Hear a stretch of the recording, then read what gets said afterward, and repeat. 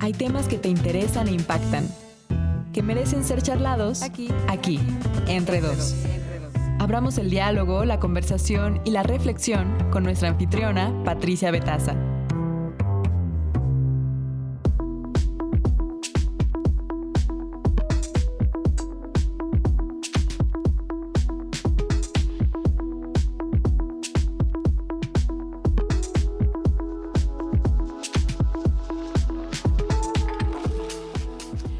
Muy buenos días, qué gusto que nos acompañen aquí entre dos, sobre todo hoy viernes 31 de julio, que bueno, es el día en el que conversamos sobre temas de cultura y bueno, qué mejor que hablar de la cultura afromexicana, afrodescendiente, sobre todo pues cuando una reciente encuesta hecha aquí por el INEGI, bueno, pues se preguntó a las personas si se autoidentificaban como parte de un pueblo, comunidad indígena afromexicana, pero fue hasta el 2020, ¿sí?, que incorporó esta variable en el censo de población, con lo cual pudimos saber que específicamente la comunidad afromexicana hoy en día está integrada aproximadamente por 2.57 millones de personas, 2.57. Y bueno, la pregunta que siempre nos vamos a hacer es, ¿se les ha visibilizado, se le ha dado importancia a la cultura afromexicana? Pues por eso es un tema que vamos a abordar aquí entre dos en este viernes dedicado a la cultura de este país. Bueno, como siempre les recuerdo que estamos en nuestras redes sociales, en Facebook, en Instagram, en X, en Threads y también que estamos en nuestro WhatsApp 55 66 31 24 27. Pueden mandar mensajes escritos o de audio para que nos digan qué temas les gustaría que conversemos, que tratemos aquí entre dos, su programa. Así que por favor, acompáñanos este viernes, sí, a unos cuantos pasos de disfrutar de este fin de semana. Y no hay, como siempre digo, la cultura, la gran cultura de nuestro país.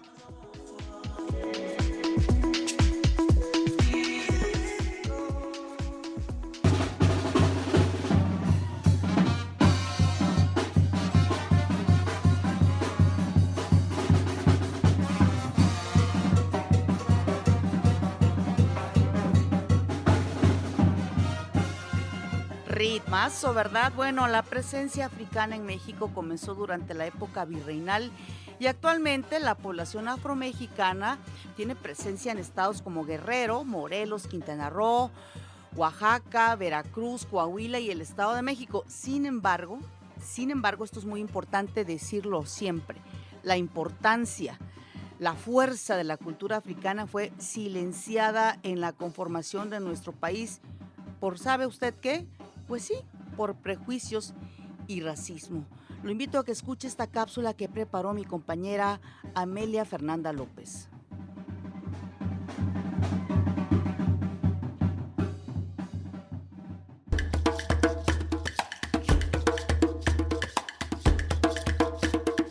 Actualmente en México, millones de personas forman parte de una historia que durante mucho tiempo permaneció invisibilizada y desestimada, la del pueblo afromexicano. De acuerdo con la encuesta nacional de la dinámica demográfica 2023 del INEGI, más de 3.1 millones de personas, es decir, el 2.4% de la población del país, se reconoce como afrodescendiente por su historia, cultura y tradiciones.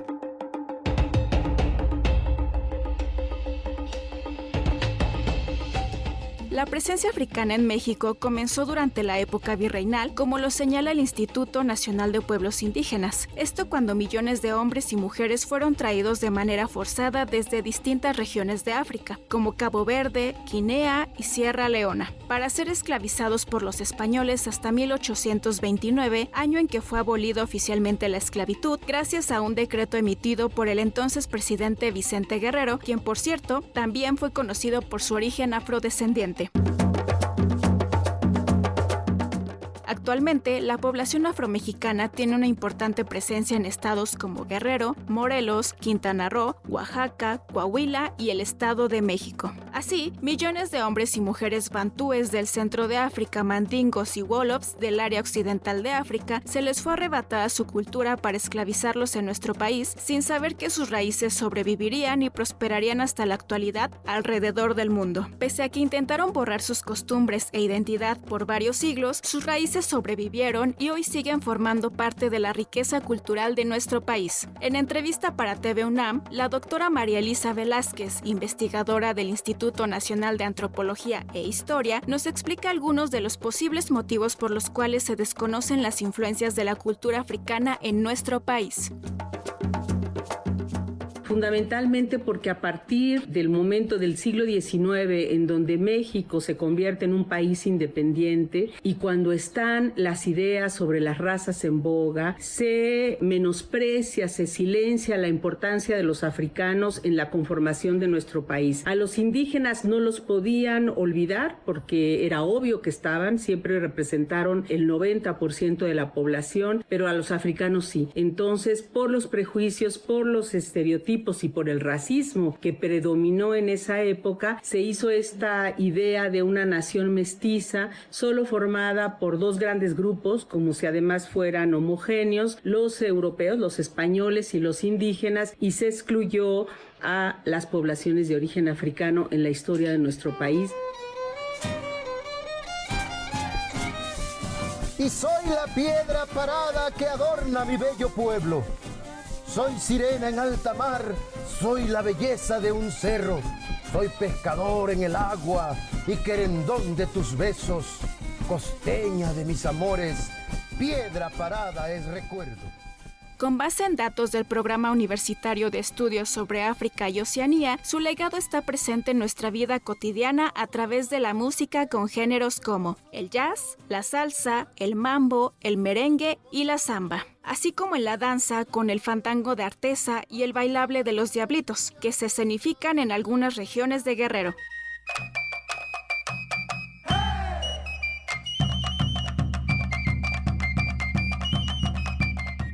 En Tabasco, los chontales tocan un tambor grave, uno medio y uno agudo, tal como se hace en Nigeria o entre la población que practica la religión yoruba en Cuba.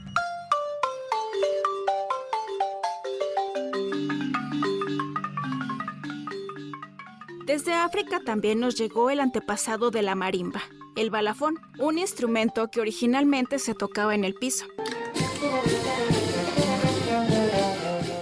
En Veracruz está la llamada Danza de los Negritos, que muestra la perspectiva sobre cómo los indígenas vieron la llegada de los africanos como esclavos. De igual forma, la jamaica, el mole de olla y hasta la cecina tienen su origen en África. Reconocer a las comunidades afromexicanas significa valorar su historia y sus aportaciones al desarrollo de México. Combatir la discriminación y visibilizar a un pueblo que durante siglos fue ignorado a pesar de formar parte esencial de nuestra identidad. Implica también reconocer que la historia de México no puede contarse sin la presencia y el legado del pueblo afromexicano. Para Imer Noticias, Amelia Fernanda López.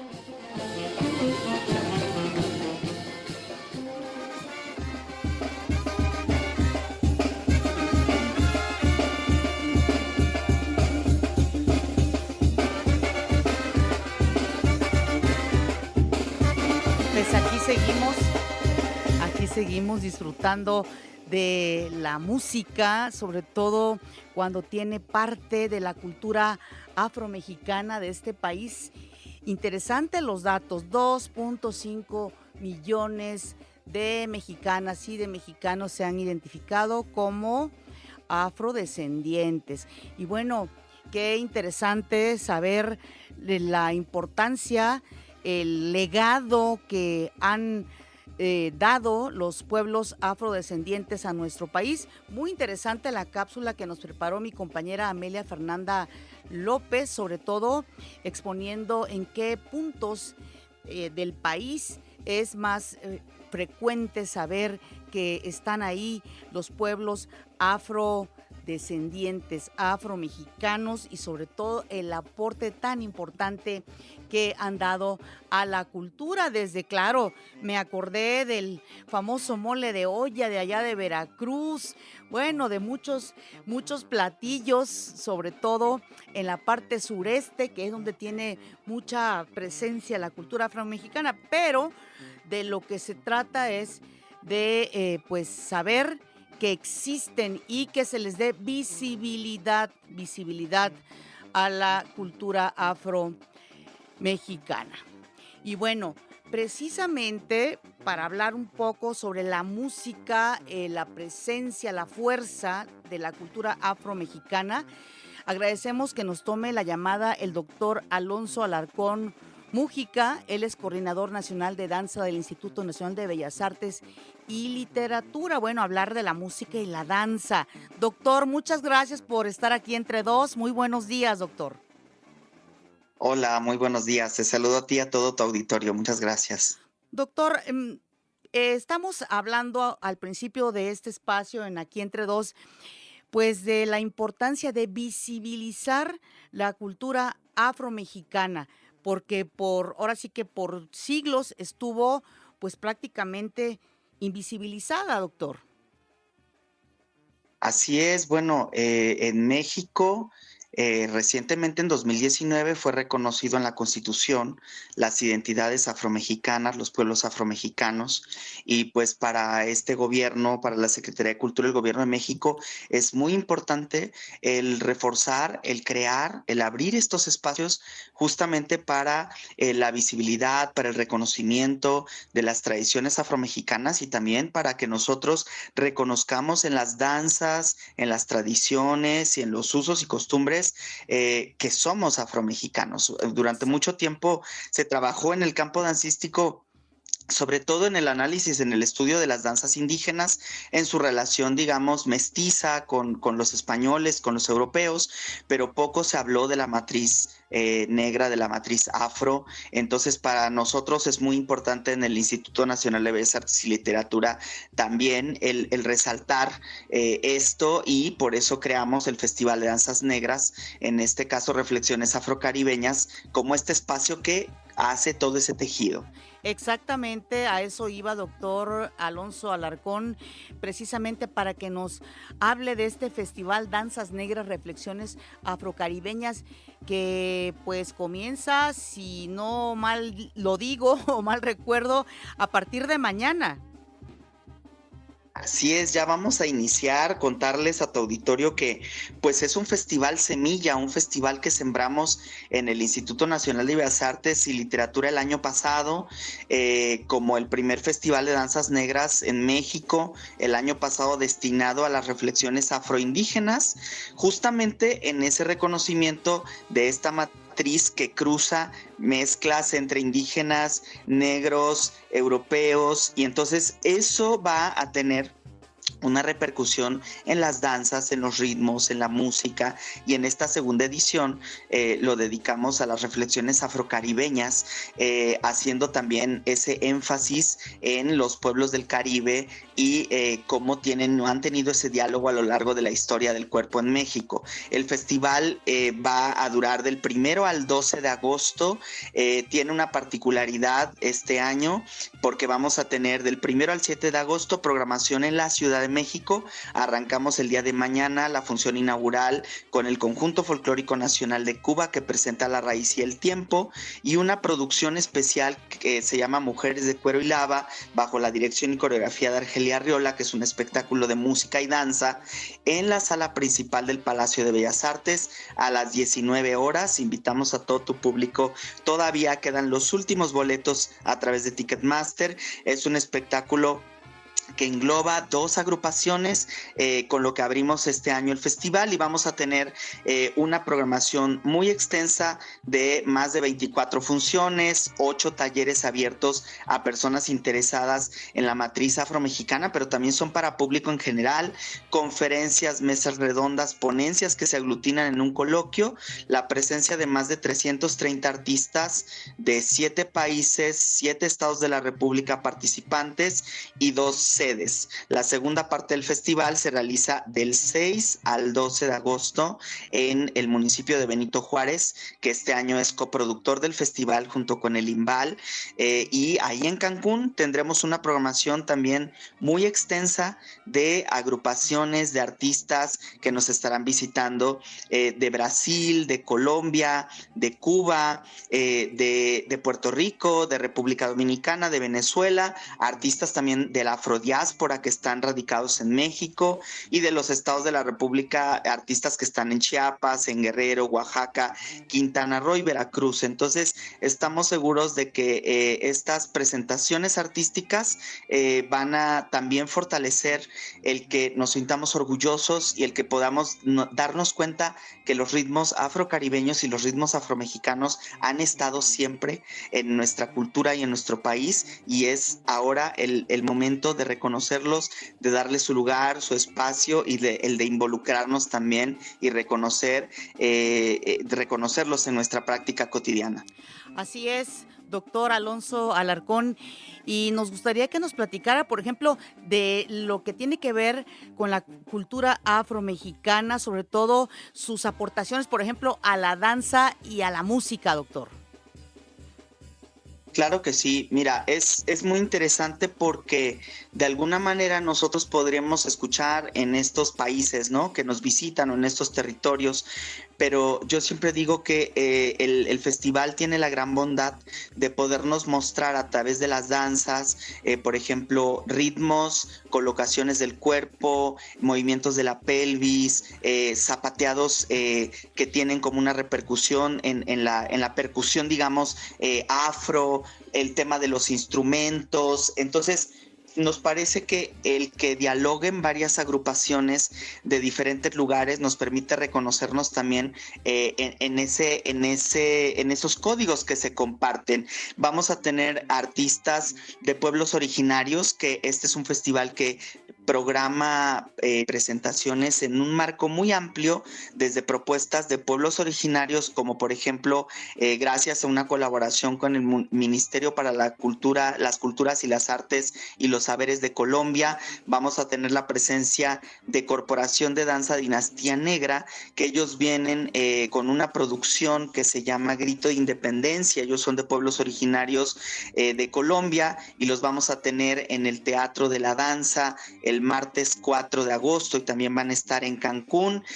Vamos a tener también sones de Artesa, y esto, digamos, nos lleva también a la reflexión de cómo en los pueblos originarios, por supuesto que se genera tradición y se genera ritmo y se genera danza, en este caso con la presencia de la compañía de danza tradicional afromexicana África en la Piel, quienes traen sones de Artesa de San Nicolás, y que son estos sones, estos ritmos que abordan, digamos, una expresión dancística y musical de las más ricas en la zona de la Costa Chica, ¿no? Guerrero, Oaxaca, y que vienen de esta fusión de estas tradiciones indígenas locales con influencias también de ritmos españoles, y con la matriz afro en los ritmos y en los zapateados, en las posturas corporales.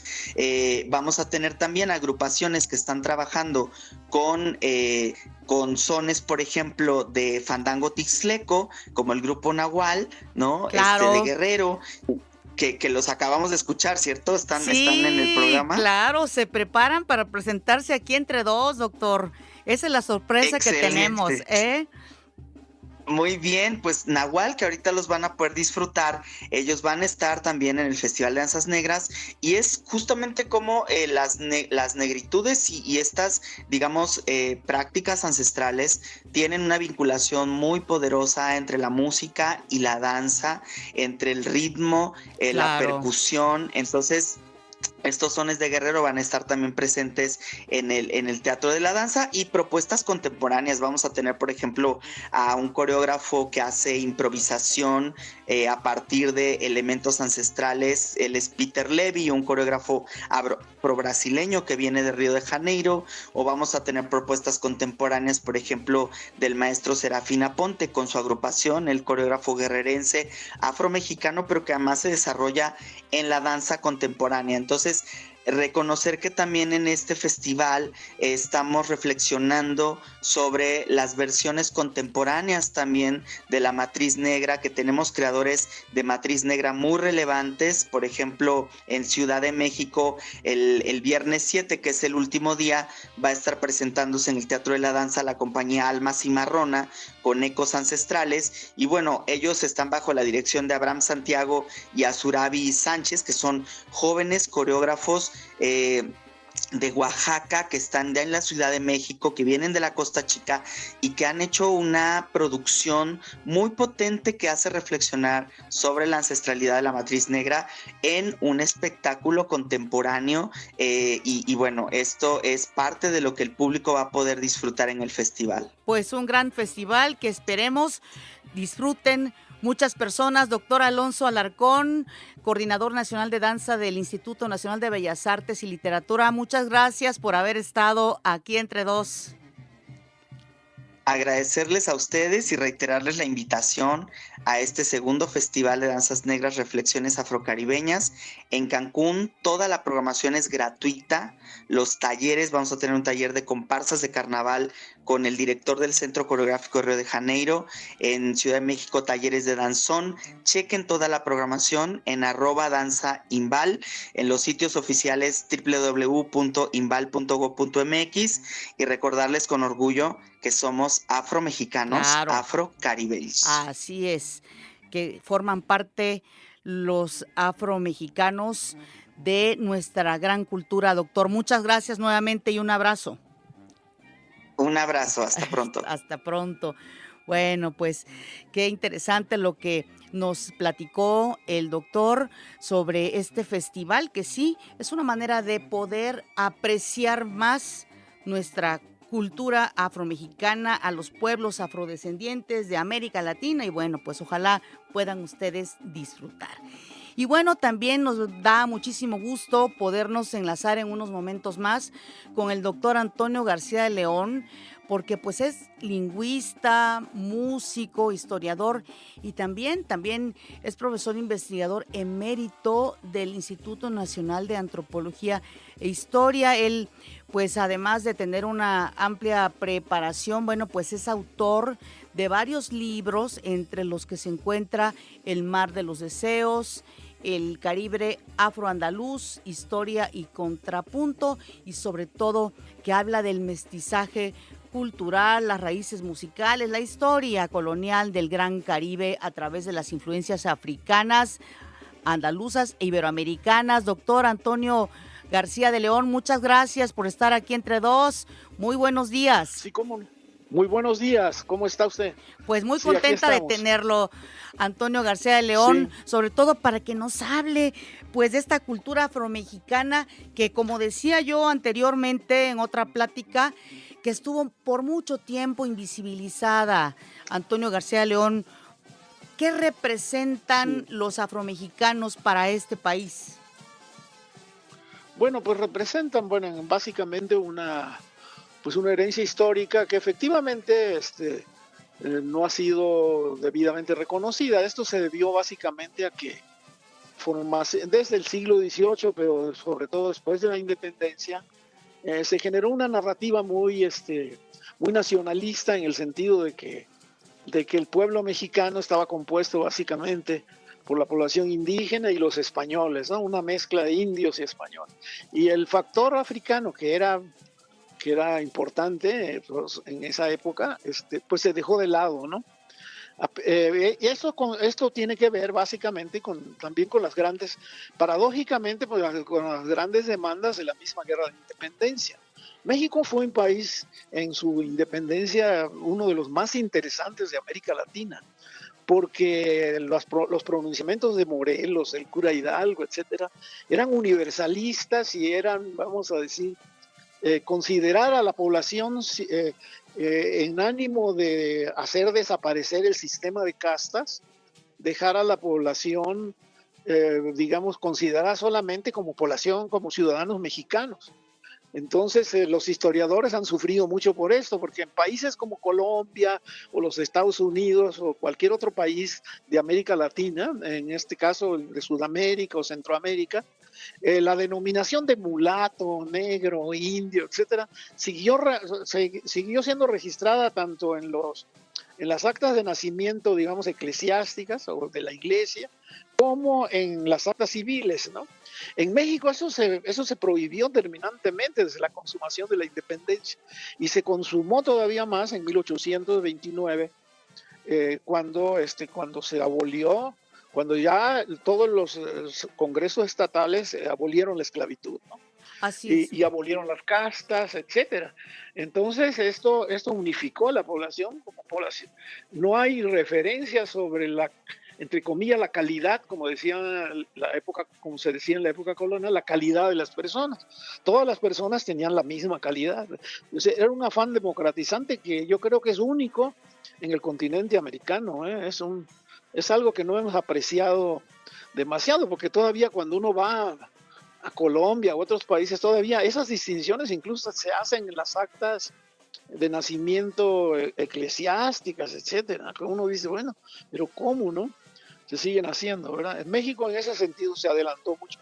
En los Estados Unidos quizá peor, porque es una sociedad que se racializó más que nuestra sociedad, ¿no? Es uno de los países más atrasados en ese sentido.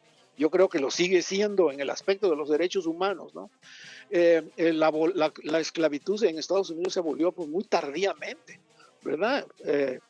En algunas, digamos, economías de plantación del Caribe también, hacia 1880, 1888, ¿no? O sea, todavía, vamos a decir, principios del siglo XIX, todavía personas vivas que habían sido esclavos, ¿no? Entonces, esto es, yo creo que es muy importante destacar, y yo creo que el aporte es un aporte que apenas empieza a ser valorado, ¿no? Así es. Por los historiadores, etcétera. Claro, y Sí. hasta el 2019 fue que se plasmó en la Constitución de nuestro país precisamente los derechos de las personas afromexicanas, doctor. Sí, sí, claro, esto viene también de que muchos otros también derechos, los derechos indígenas, etcétera. Todo esto viene de una lucha que fue absorbida por el Estado de manera selectiva, ¿no? A partir del levantamiento zapatista del 94. Yo creo que ahí hay un fallo del Estado. El fallo del Estado es que los acuerdos de San Andrés, el gobierno mexicano nunca los cumplió. Pero a cambio de eso, pues elaboró toda una narrativa, vamos a decir, paralela, en el sentido de vacunarse un poco contra algo que consideraba quizá un poco radical en el aspecto de las autonomías. Yo creo que el Estado sigue siendo muy refractario a las autonomías indígenas, a las autonomías comunitarias.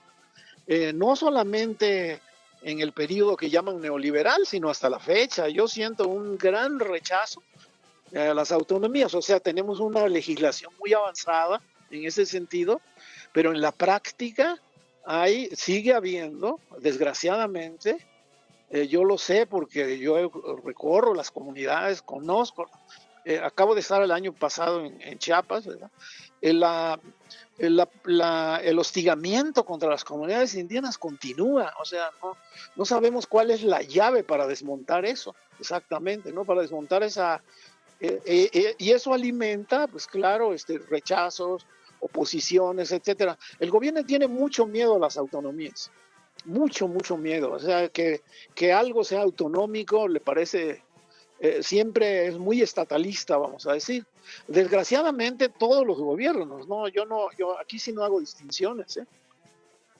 Oiga, doctor Antonio García de León, ¿dónde está la cultura afromexicana? Díganos, en este país sabemos todo su aporte, Sí, claro, a la comida, a la música, a la danza? ¿Dónde está esta cultura afromexicana, doctor? Pues está en todas partes.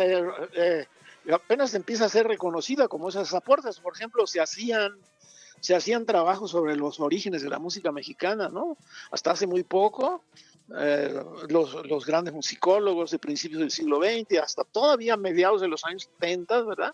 Se habla de la música mexicana como la música barroca instrumental que viene de Europa, más el aporte indígena, etcétera, pero nunca se menciona que la música mexicana está básicamente, yo creo que en una tercera o más de una tercera parte, en un 40%, constituida por elementos que vinieron del África. Claro, por supuesto. Eso no se ha reconocido. Así es. Claro, entonces, sí, y entonces esto influyó mucho, por ejemplo, en la cultura musical.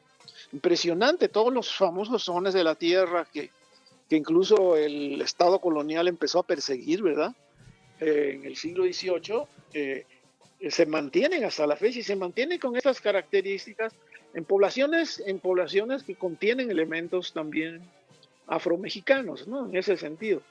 Es decir, que hay una cadencia y yo traté en este libro que se llama El Mar de los Deseos, precisamente demostrar que gran parte de la música barroca, colonial, etcétera, está profundamente permeada, los cumbés, los zarambeques, las zarabandas. Claro, y además africanos, ¿verdad? Yo que soy de Veracruz, sí. Doctor, pues déjeme decirle que, claro. Somos paisanos. ¡Qué bien, doctor! Mi paisano, el doctor Antonio García de León, pues sí sabemos de esta música jarocha que tiene su tinte, por supuesto, de nuestra cultura afromexicana, doctor. Claro que sí, porque tiene una forma de atacar la instrumentación, de atacar el canto, de atacar el baile, etcétera, y que es muy basada en en una rítmica de la música ternaria que en el siglo XVII, XVIII penetró a México también, con elementos muy africanos, ¿no? Claro.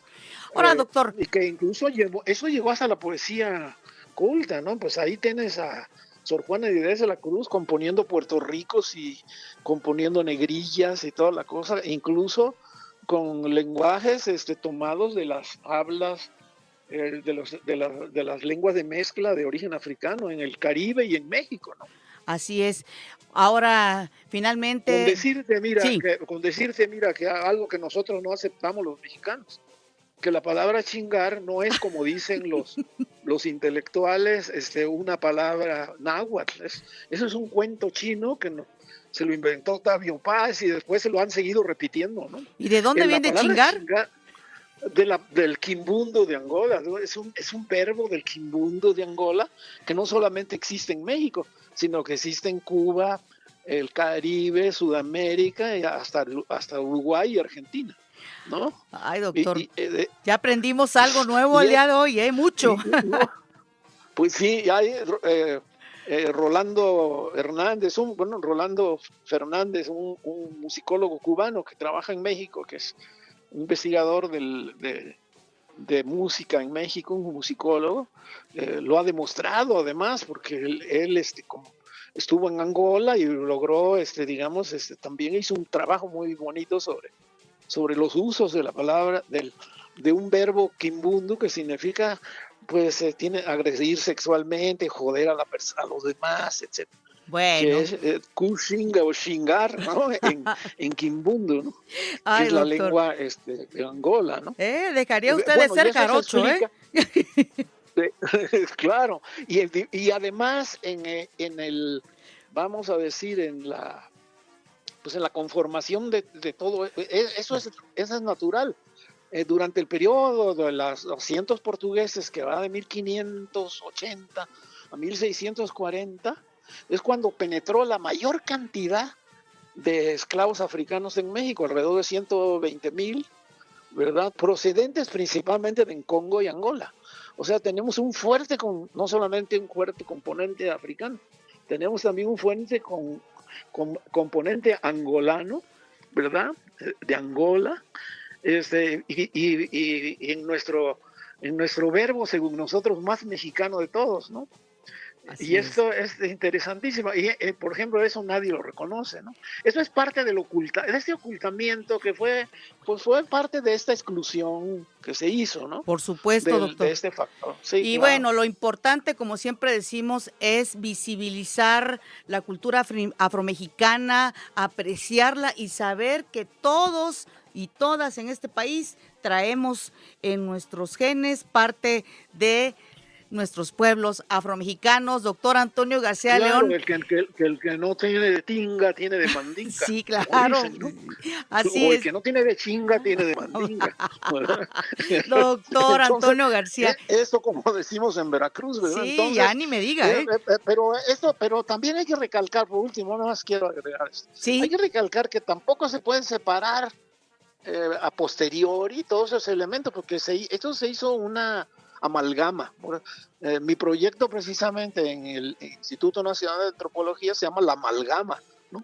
Porque fue una amalgama, no se mantuvieron los elementos separados. Es decir, y la mexicanidad de los afromexicanos es muy importante desde el siglo XVIII, cuando ellos se consideran de la tierra, no se consideran africanos. Esto es muy interesante también, es decir, de que la población afro en el siglo XVIII en México no estaba pidiendo un regreso a África, ni pensaba digamos, en sus orígenes africanos. Se pensaba como un componente de la cultura local muy importante y exigía su lugar en esto. Y a esto debemos que gran parte de los caudillos de la independencia de México pues son mulatos, ¿no? Pues sí. José María Morelos y Pavón, Vicente Guerrero, los hermanos Álvarez, etcétera, son arrieros, afromexicanos que están defendiendo su mexicanidad, no su africanidad, ¿no? Claro, doctor. Y eso es interesante también. Pues ya Entonces tenemos que ya tendremos oportunidad de ampliar ese tema claro. Próximamente aquí Entre Dos, doctor. Le mandamos un abrazo, de verdad le apreciamos mucho que haya estado aquí Entre Dos en el Instituto Mexicano de la Radio, doctor. ¿Cómo no? Un saludo también a su auditorio y a ustedes mismos. Muchas gracias. Vale. El doctor Antonio García de León, lingüista, músico e historiador. Nos vamos a una pausa y, ¿qué creen? Vamos a regresar nada menos que con el Grupo Nahual.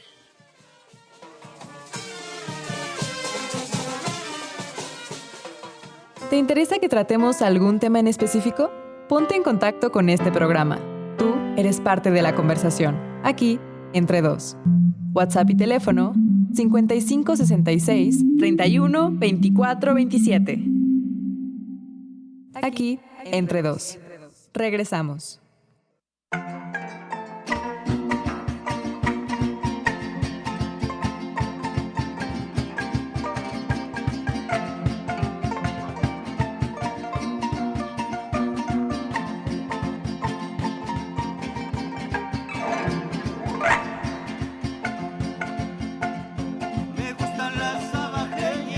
Por altas y delgaditas se van a bañar al mar y salen coloradas.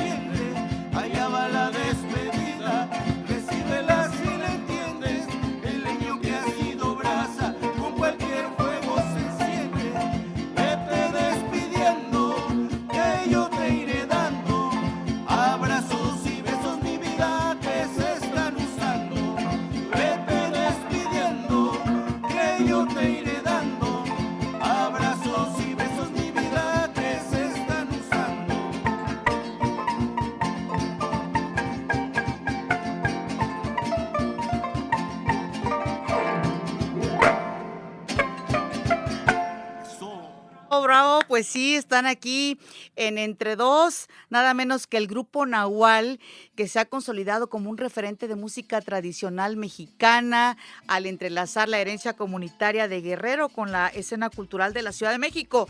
Difunden expresiones como el fandango tixtleco. Les voy a dar la bienvenida a Iván Cortés. Hola Iván, qué gusto. A Salvador Matías. Hola Salvador. Y Cuautli Salazar. Bienvenidos los tres, por supuesto, pero además para hablar precisamente de lo que es el fandango tixtleco, que sabemos mezcla raíces indígenas, españolas y afromexicanas. ¿Quién nos habla aquí? Así es, en la ciudad ya de Tixla de Guerrero, llega con el intercambio de los arrieros que venían desde la Mixteca, la Costa Chica, y llegaban hasta Tixla de Guerrero, porque en aquel tiempo era un centro de comercio muy, muy importante, y de ahí partían hacia el norte del país, ¿no? Y bueno, llegan las tradiciones orales, musicales, dancísticas de la Costa Chica a Tixla. En Tixla había mucho asentamiento también español, entonces ahí se crea la fusión de las chilenas o sones afromexicanos, como el son de Artesa, junto con toques flamencos, ¿no? Sí, ya escuchamos, Entonces hace toda una mezcla de música y baile en tarima, y bueno, y que es hasta la fecha que se sigue conservando el fandango, que no muere en Tixla, es muy fuerte, ¿no? Hay muchos fandangos todo el año, ¿no? Así es. Salvador, a ver, la gente, ¿qué tanto aprecia esta música, este fandango tixtleco, que la verdad suena pues muy bello? Pues ha sido un poquito difícil, ¿no? Pero ya se conoce, se ha difundido. No somos el único grupo que toca los sones. Hay varios grupos que tocan el son con el estilo del Nahual, por supuesto, pero tiene muy buena recepción en el público. Les gusta el fandango, los sones de imitación como el pato, el sopilote, muy bailables. Entonces para el público es agradable la música. Y aparte, perdón que interrumpa, y aparte es muy importante porque aquí en Ciudad de México es un movimiento fandanguero muy fuerte de todos los géneros, ¿no? Huasteco, jarocho, etcétera. Pero bueno, tanto en Tixla hay muchos grupos que radican allá, pero aquí en Ciudad de México también ha habido un movimiento del son de tarima muy fuerte, impulsado indudablemente por quien ha sido nuestros maestros de muchos grupos, que es el grupo Yolotecuani, ¿no? Del maestro David Peñalosa, Ada, Osvaldo, que pues todos aprendimos, todos los de aquí de la Ciudad de México aprendimos con ellos. Claro. Ellos siguen vigentes, ¿no? Son un referente del son de tarima en la Ciudad de México.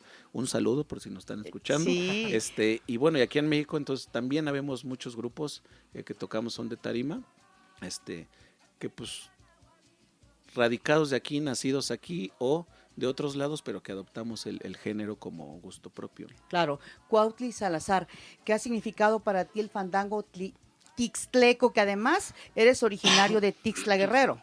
Tiene un valor sentimental muy, muy fuerte, ¿no? O sea, es una identidad muy bonita. Creo que, pues, desde chiquito, ¿no? O sea, mi mamá también es maestra de danza, mi papá es músico de sones de tarima tradicional, ¿no? Entonces es como de, ok, me heredaron algo muy, muy bonito que pues, procuro llevar a todos lados y compartirlo a otras personas, ¿no?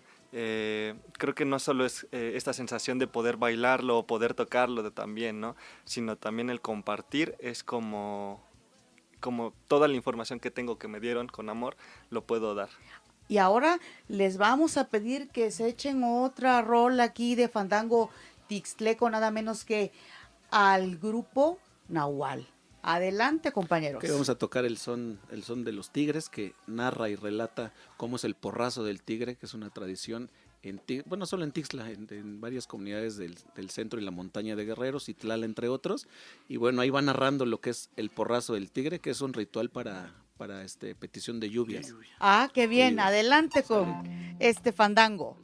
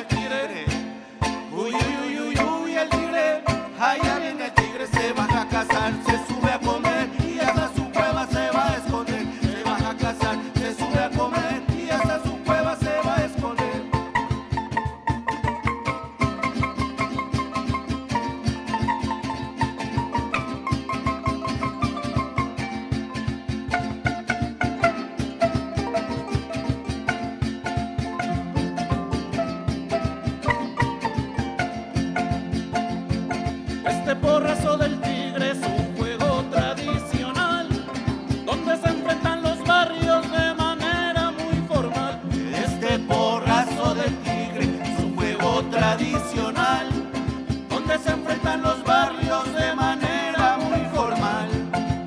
Uy, uy, uy, uy, uy, el tigre, allá viene el tigre.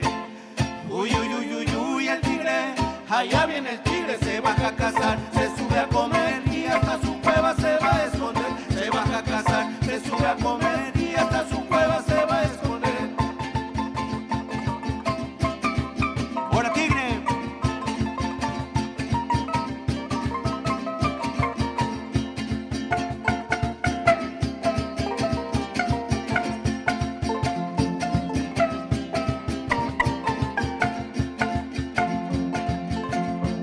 Este tigre se despide y en esta ocasión expresa: si alguien sube a la tarima, que demuestre su destreza.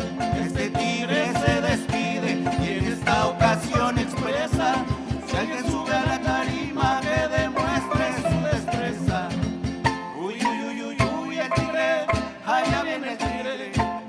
Uy, uy, uy, uy, uy, el tigre, allá viene el tigre. Se baja a cazar, se sube a comer y hasta su cueva se va a esconder. Se baja a cazar, se sube a comer y hasta su cueva se va a esconder.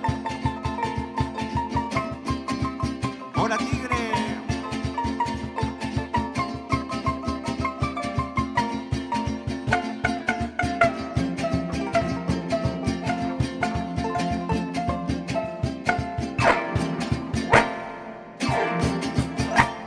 Bravísimo. Oigan, y ya me están haciendo como que tratar de bailar tipo guapango, ¿no? O fandango. Bueno, pues Hay sí, una mezcla de ahí pronto especial. lleva ahí la estructura Claro, pues de... es el ritmo muy tradicional de nuestros pueblos Exacto. aquí en este país. Oigan, me gustaría preguntarles, a ver, ¿dónde la gente puede apreciar al grupo Nahual? ¿Dónde pueden escuchar su música? ¿Quién nos habla al respecto? Pues bueno, ahí las redes sociales, ¿no? Nos encuentran como Nahual-Mex, TikTok, Instagram, Facebook también. Y bueno, próximamente vamos a participar el miércoles 5 de agosto, en punto de las 8 de la noche, en el Teatro de la Danza. Esto en el marco del Festival de Danzas Negras Reflexiones Afrocaribeñas, que comienza... no recuerdo bien la fecha, como que comienza, creo que es del 3 al 7, pero bueno, en el mes de agosto, con sede en Ciudad de México, creo que me parece también que en Teatro de la Danza. Quintana Roo, sí, atrás del Auditorio Nacional, Perfecto. en el Centro Cultural del Bosque, Teatro de la Danza Guillermina Bravo. Si nos quieren acompañar, ahí estaremos el grupo completo y solo estamos la mitad, pero bueno, ya los demás compañeros, Carlos, David y Ernesto, que no están hoy con nosotros, y nuestros bailadores también, ¿no? Maggie, Katia, Isa, ¿no? Que van a estar ahí para presentar escénicamente lo que es el fandango tixtleco. Fandango tixtleco. Y hablábamos y escuchábamos este fandango relacionado con el tigre, no, Hay una tradición en el centro y la montaña de Guerrero, que es el porrazo del tigre. porrazo. Este es un del tigre. ritual, que bueno, supuestamente de acuerdo a los registros es desde la época prehispánica, en donde sabemos que el tecuán, el tigre, es un animal que lo consideran como deidad, sobre todo en el sureste del país. Y bueno, el porrazo del tigre en Tixtla, por ejemplo, es como si fuera lucha grecorromana. Ah, Donde, por ejemplo, si Chava y yo nos queremos, él es de un barrio, yo soy de otro, nos queremos enfrentar, hay hasta un ring, ¿no? Como un ring, y ahí se suben y es como una lucha grecorromana. En Citlala, por ejemplo, ahí es un poco ya mucho más fuerte porque es con chirrión, se golpean, ¿no? Sí, sí. Entonces, pues eso narra un poquito que parte de la son lo crearon cultura, el ¿no? grupo Los Abajeños de Tixtla de Claro, Guerrero. porque además cuando tuve la oportunidad de ir a Tixtla, vi que el tigre, la figura del tigre está muy presente, por ejemplo, en la artesanía, Sí. ¿no? ¿Qué nos puedes comentar? Sí, el tigre, como bien decía el compañero Iván, es considerado una deidad. El rugido es el llamamiento hacia la lluvia, ¿no? Ajá, esto del chirrión es esta parte Representa el trueno. de los truenos, de las tormentas, petición de lluvia. Es sin duda el tigre, el tecuán es una parte importante. De hecho hay también una danza de los tlacololeros, se llama, que igual, o sea, representativa al chirrión y el tecuán siempre presente. Así es, Sí, sí. el tigre. ¿Y qué otra figura también forma parte de lo que es la cultura ahí en Tixla? Si nos pueden comentar algo. Uno de los sones más conocidos dentro de los sones de tarima de Tixla, pues es la iguana, ¿no? Es muy representativo también es cierto. estas imitaciones a las costumbres y lo que se llega a ver justamente allá, ¿no? En el pueblo. La costumbre de ver a la iguana, que en cualquier casa, ¿no? Puede estar acostada, relajándose, tomando el sol, ¿no? Entonces, justamente hay un son que marca mucho eso, ¿no? Y dice, si tú quieres comer iguana, yo la voy a cazar, ¿no? O si quieres hacer caldo de iguana. Y aparte, también refleja la forma de ser de la iguana, ¿no? Que dice, uy, uy, uy, qué iguana tan fea, ¿no? Y el bailador busca hacer justamente gestos un poquito más grotescos. Uy, uy, uy, mira cómo se menea, y el bailador corre, se mueve, ¿no? Y dentro de estos, los sones de imitación, pues hay mucho juego, ¿no? Con la pareja también. No, pues sí, muy interesante de verdad escuchar todas estas historias de nuestra amplísima cultura, la gran cultura de este país, que tiene, pues sí, sus ingredientes que tienen que ver con la cultura afromexicana, con la cultura indígena, española, porque finalmente, esos somos los mexicanos y las mexicanas, una mezcla de muchas culturas, de muchas tradiciones. Y bueno, ya nos vamos, nos tenemos que ir, y por supuesto invitarlos a que escuchen al grupo Nahual, que va a estar próximamente, ya nos decía, en el Teatro de la Danza a partir de, recuerden, El miércoles 5 de agosto a las 8 de la noche. miércoles. En el Teatro de la Danza, y Hermina Bravo, atrás del Auditorio Nacional. Un saludo y un agradecimiento a la Coordinación Nacional de Danza, porque este es el segundo festival, nuestra segunda participación, por invitarnos. Y bueno, los vemos todos allá. Lleven sus credenciales de maestros, estudiantes, para que les hagan su descuento. Perfecto, y puedan pero sobre todo acompañarlos. para que disfruten, conozcan nuestra música, valoren nuestra música y valoren lo que representa, insisto, para la cultura, para nuestra identidad, porque eso nos da fortaleza como ciudadanos y como ciudadanas. Y bueno, ya nos estamos despidiendo, de verdad, muchas gracias por haber estado aquí entre dos. ¿Y qué creen? Pues sí, ya es fin de semana, ya se me están poniendo ahí hasta los tacones, o quién sabe qué se pongan para disfrutar, por supuesto, bueno, en el caso de las mujeres y también de los hombres que se quieran poner tacones, a disfrutar de nuestra música mexicana, del fandango tixtleco y en general de la cultura. Y les pedimos la otra, por favor, claro, al grupo Nahual, para despedir esta transmisión de Aquí Entre Dos del Instituto Mexicano de la Radio. ¿Cuál se echan? Vamos a tocar el son del grupo, que es el son del Nahual, es de mi autoría, ¿no? Es creada para el grupo, y bueno, por ahí mucha gente la conoce, otros no, y sí, esperemos que les gusten el son del Nahual. Adelante.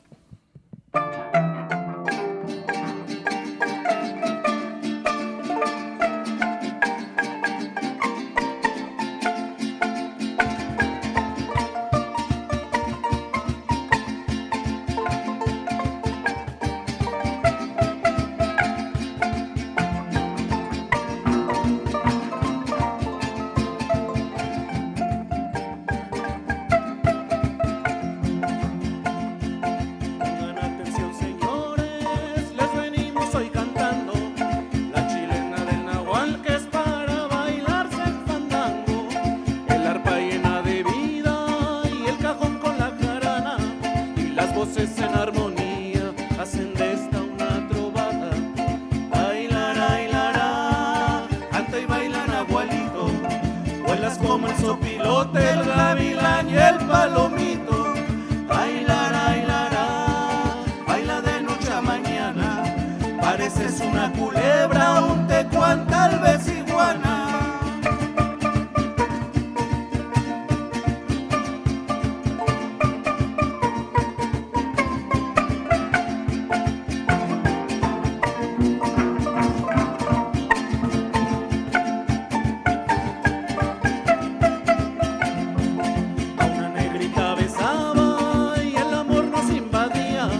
Su dulzura me embriagaba y ella desaparecía.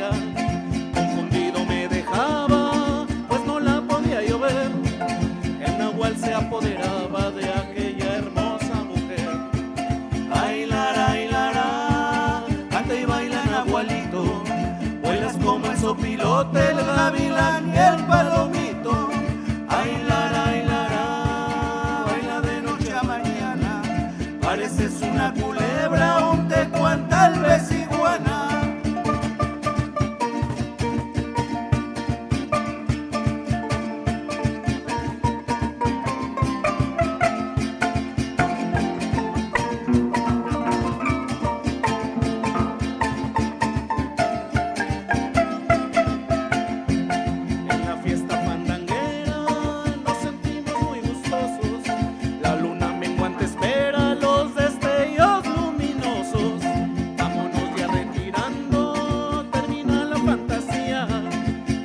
Ya se despide, siempre lleno de alegría.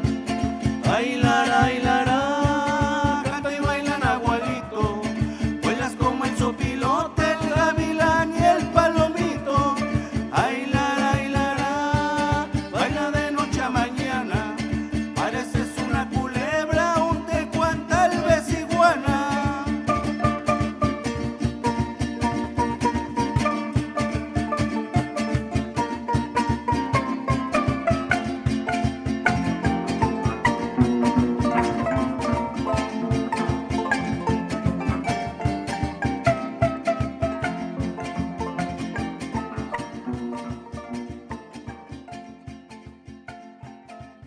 Las opiniones aquí expresadas son responsabilidad de sus autores y no representan la posición editorial de Imer Noticias. El Sistema Nacional de Noticiarios presentó